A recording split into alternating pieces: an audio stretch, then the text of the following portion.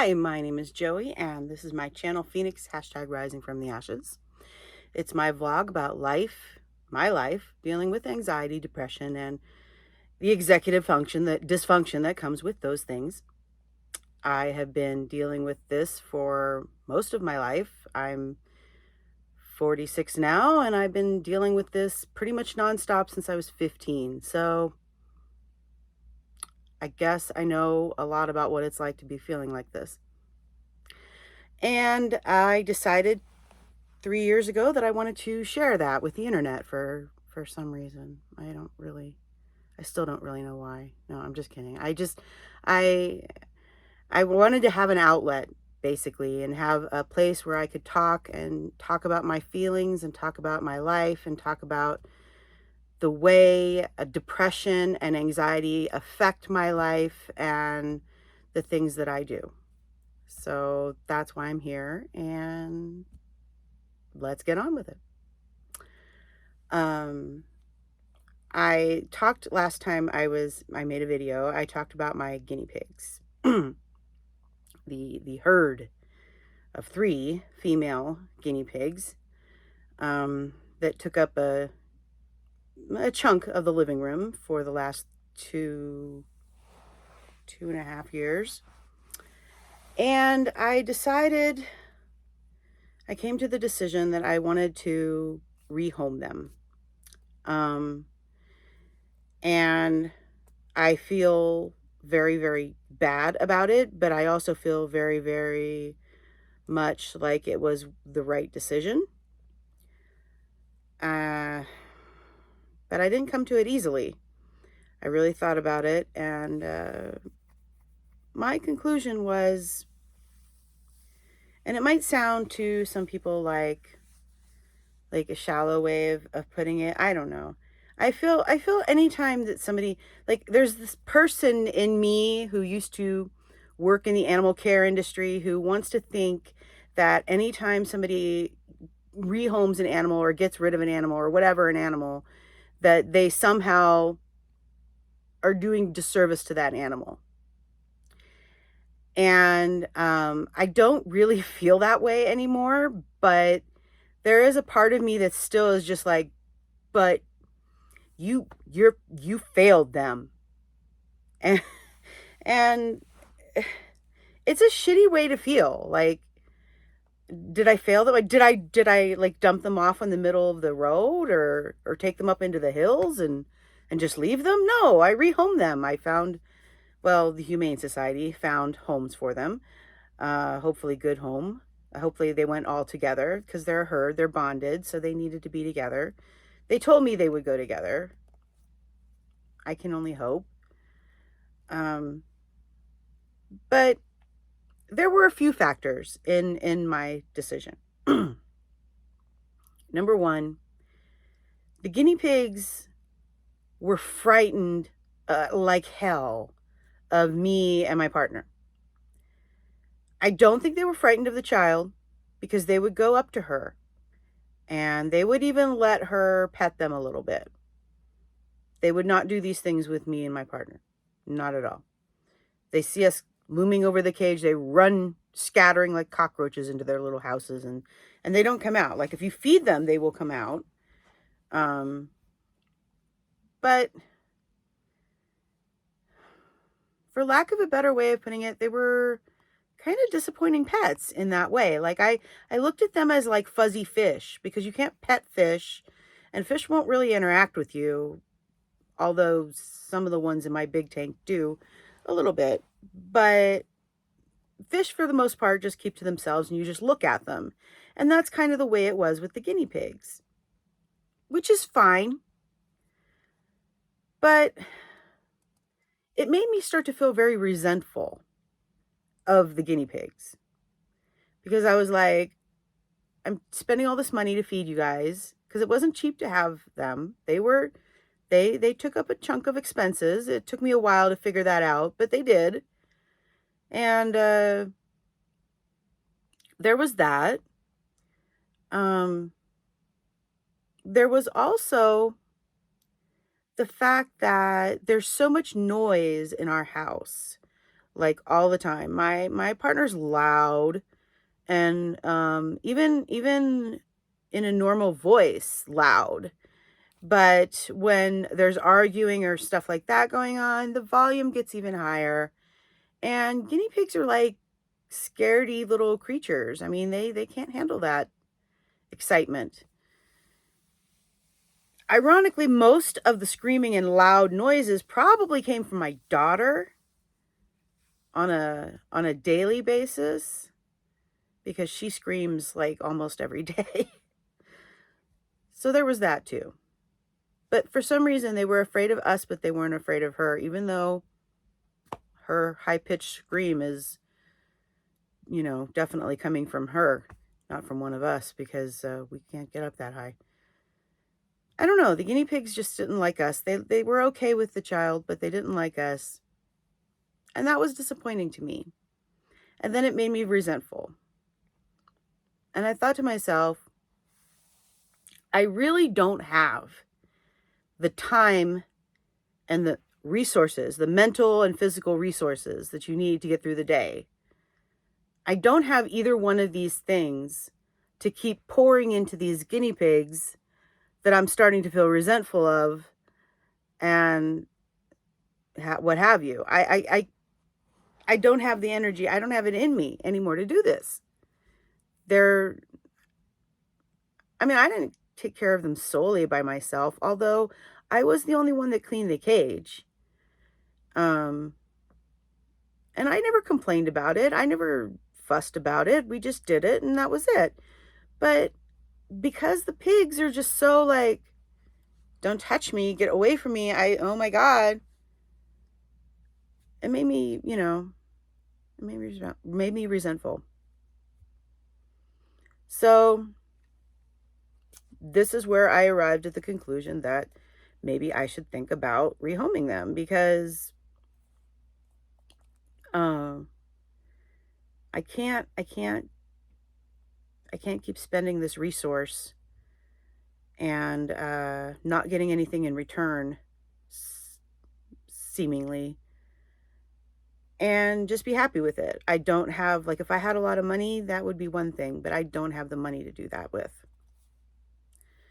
So there you go. There is the reason why I got rid of the guinea pigs.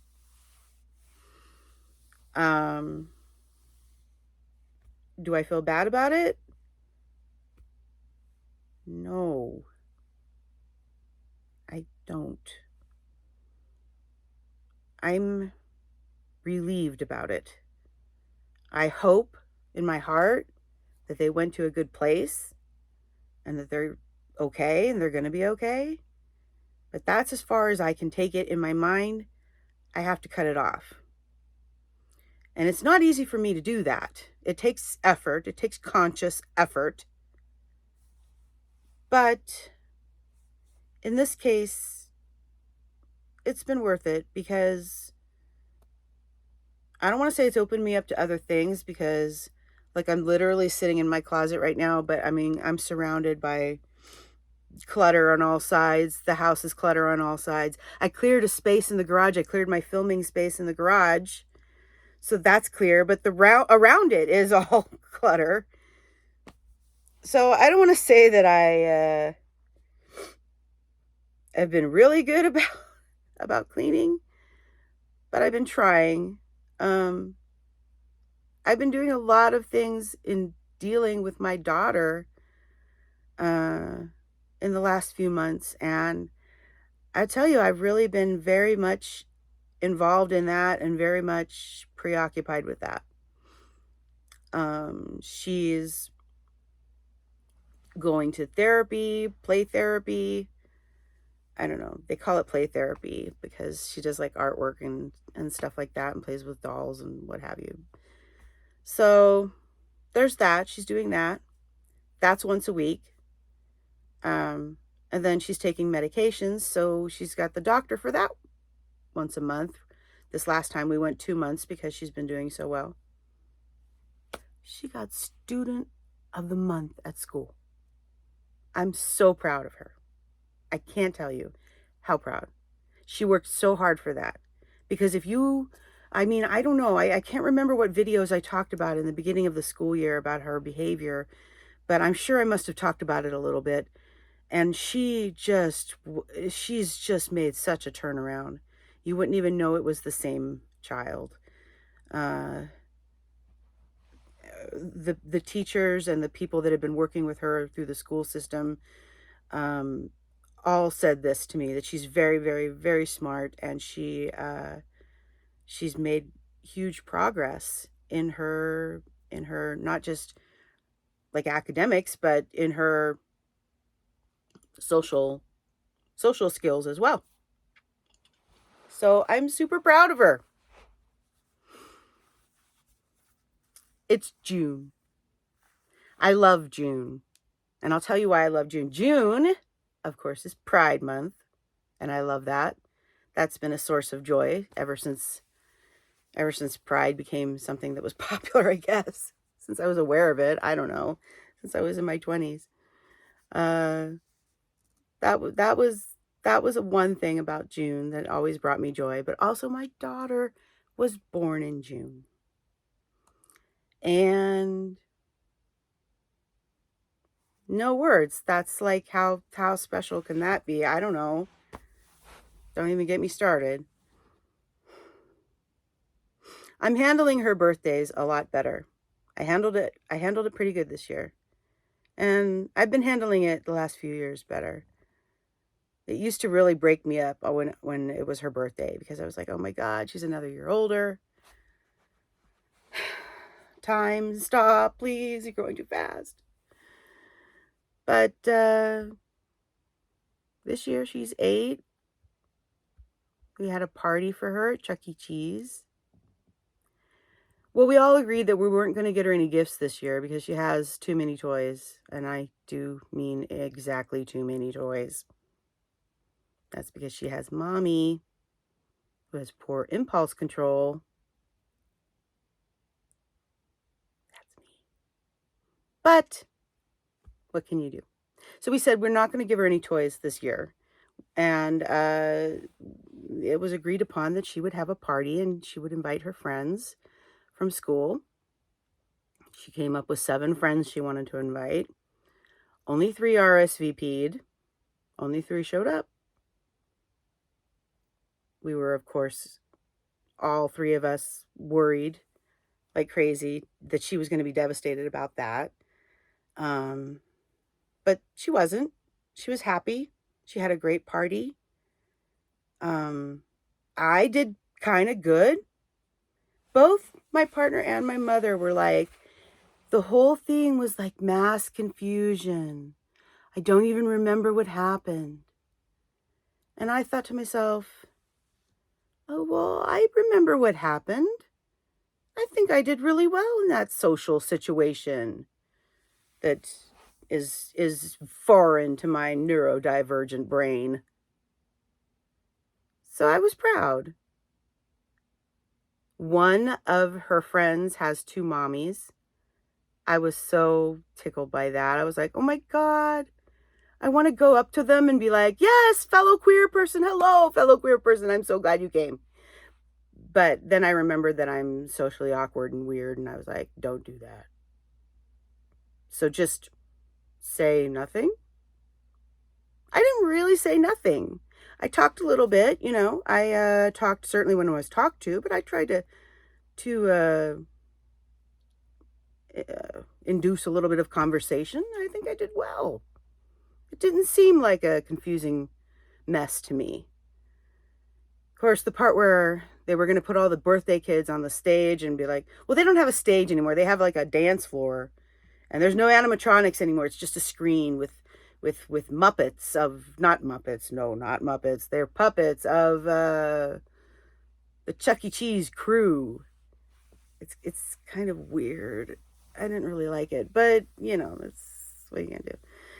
So, but at one point, they introduced all the birthday kids, and I just looked across the room at mine, who was getting lined up by the host lady with the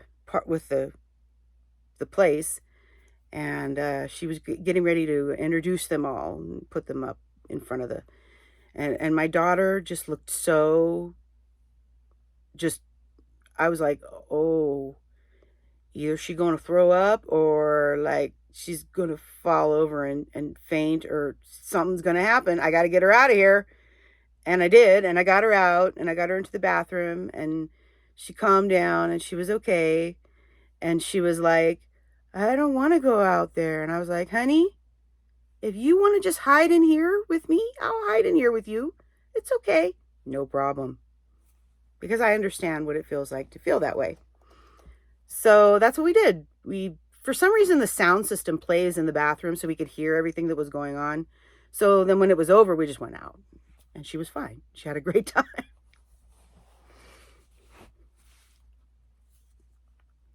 It's nice.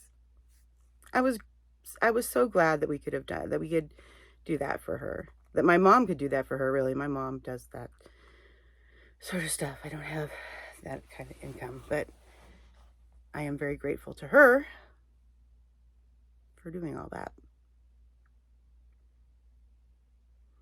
Well, 16 minutes. I got to end it. Well, I promised I would talk about the guinea pigs. I've talked about the guinea pigs. Judge me if you will. I don't care. I mean, I had to do what I had to do for myself and for my health and for my peace of mind. And that's what I did. And we talked about Avria's birthday and that was awesome. And now I'm talked out. No, I'm not really talked out. Actually, I could go longer, but I am going to cut it off because I don't want to make too long of a video. So thank you for watching. Like the video, please comment on the video, subscribe to the channel. That would be beautiful. Thank you. I'll see you next time.